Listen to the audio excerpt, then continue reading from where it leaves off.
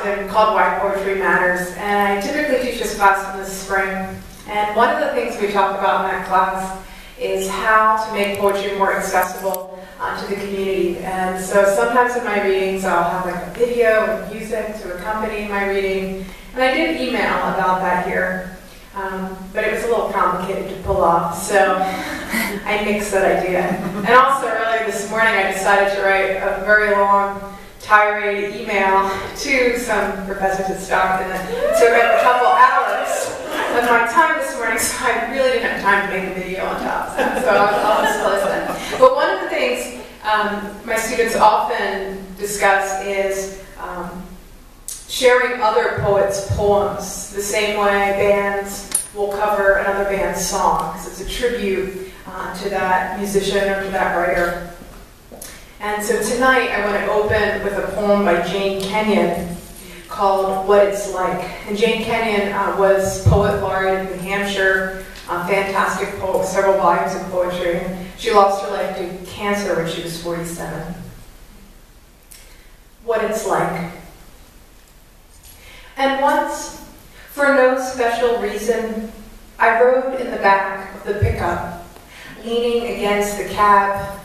Everything familiar was receding, fast. The mountain, the motel, Huldah Courier's house, and the two stately maples. Mr. Perkins was having a barn sale, and cars from New Jersey and Ohio were parked along the sandy shoulder of Route 4.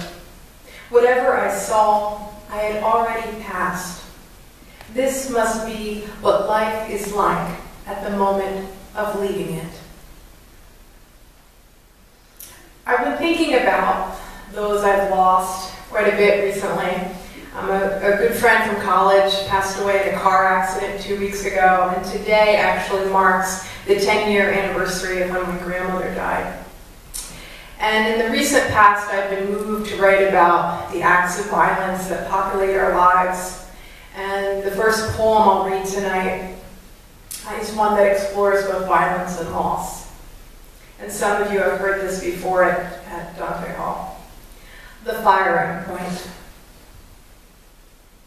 I want to walk through that school, tap each child on the shoulder, fold their souls into accordion pleated paper, release them bullet-free, the fast flash of monarch wings in flight. I want to press my fingers to my lips as we line up in the hall hand in hand and walk into the bright December light. I want to tap the fallen teachers too, stand in a circle around the young man who took his own life. I want the children to decide what's right or wrong or fair. If each could save one life, would this be it? I want to have kept my daughter home, permitted her pecan ice cream, waffles, if I knew that breakfast was to be her last. I wish that as soon as the gun was visible, she thought of feeding geese. And when it was pointed at her, the trigger pop sent her straight into sleep. Outside the firehouse, aching, angry, a struck match, I want her back. I want that man to suffer, want his mother to lose her child. And when I learn that she lost him, his whole life, I want to hold a gun in my hands, to tear open a paper target until wind whistles through, until I empty the chamber between the eyes into the same spot I kiss my daughter every night. That's my niece, Mariella. Thank you, Mariella. In the months leading up to my own daughter's birth, my daughter's 6 months old and Mariella is 10 months old. And in the months leading up to my daughter's birth, I had committed myself to writing what I'm going to call the hard poems. And they were poems that I've always wanted to write, but I might have lost my nerve in composition, or I was sometimes haunted by an old mentor's advice that poems didn't need to wrestle with politics. And so I took it to task that I needed to start writing some of these poems that deep down I knew I needed to write. And this next poem was the first of what have become several pieces inspired by news articles and current events. And this is for Yochi Singh Pandey, who you should recognize once I read the poem. Before you were light. You were India's keepsake, a pashmina shawl, a thumb-sized sandstone Taj Mahal, woman, hymen, dangerous siren, though the death song you sang was your own. Before you were light, 6 men lectured, dick in hand. A woman out late is asking for trouble, an iron rod muzzle. The white bus with tinted windows, your bruised face with eyes blacked out. Had they a knife, would you a tongue to name the crime and Delhi's native sons? No god or demon to blame, no resurrection spell. Your father wants the world to know your name means light. Arm in arm, your sisters crowd the streets. Their anger swells, they want the men strung up. 25 feet of your intestines to crack their necks. Instead, 1,000 candles for each bash of the wheeljack. The city's an airstrip at night, but no one waits for a miracle to land. I started that poem a week after that gang rape occurred, when it was just hitting the international news outlet, and I'd probably written 4 or 5 lines and sort of stuck and overwhelmed. And there had been so much controversy over whether anyone would be releasing her real name because it might shame the family. And I was moved by the father sharing her name and talking about how he wanted to remember the world. He wanted the world to remember her and that she would not have died in vain. And I thought, well, poems need to do that kind of stuff, don't they? So in researching that piece, I found an interesting article about a new device that some female engineers in India have been working on. So this next poem is called Electric Lingerie.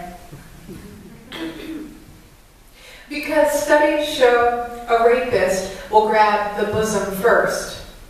Here is a bra with enough juice to jumpstart a Greyhound bus. A woman who could walk the streets of Chennai with confidence. Watch her pay her bus fare. Note the spring in her step, how clutch would be the wrong word to describe how she carries her bag. Because a can of mace is never enough. Because a man cannot help himself. The shine of a woman's hair, the gash of mouth. Because she's waiting for the bus, her sister, the market to open. Watch him imagine her body, curbside, having fallen off a wagon or from some neighbor's tree, ripe. How she'd fit in his palms. Body as banknote, earthen pot. Because a woman must protect herself. Because a smile is an invitation. The team is working on a suitable fabric so the woman can wash it like an ordinary garment, so she will never get a shock herself. We've just passed the anniversary of Hurricane Irene, and my husband and I were nearing the end of our 36-day honeymoon in New Zealand at that time. We were actually on a glacier, split boarding with a guide and 2 other travelers, and we were spending nights in this little red hut that was cabled into the mountain. So this next poem explores the danger we had voluntarily put ourselves in each day, as well as what was happening back at home. And this is called Gimme Shelter Double Feature, Whiteout on the Tasman Saddle and Hurricane at Home. We lumber through our own flood, a glacier frozen meters thick. The probe can't reach the other end. No phone here. We move like astronauts with bouncy boots, attach ourselves to rope, belay into Kelman Hut. The wind picks up, it's hard to breathe. The plains are snow-stripped, hard-packed, slick. Ice cliffs splinter in the freeze, shatter on rock and snow below. 1,000 blue blue bottles clatter adagio. A change of plans. We bump around, blinded by white. Clouds obscure the sky, the sun. I keep an eye on my feet, the tracks ahead, fear crevasses covered by the thinnest sheets. Back home, a hurricane with a handgun holds up tree after tree. They drop their leaves, the short and long limbs. Plovers flee. Windows shake, look liquid in their frames, while wind hammers the panes. All roads south close down. Another car stalls. Which way is out? The whole island, a capsized canoe. When we were in New Zealand, I found myself inspired by the landscape, often, particularly the ocean itself, because as a novice surfer, many of the places that we pulled up in our camper van were a little too risky for me. So I spent many hours staring at this iPad in the ocean while my husband paddled out. So this is called the White Horses of Wainui Beach. I felt the dredging stride, a hoof upon my chest or back, to slide along their slick coats before they buck and rear, a circus act. No trainer walks these steeds round the circle of corral. The wet sand sinks beneath the weight of the white water's muscled flanks. Only moon swooped, not gods or demons with callow white manes.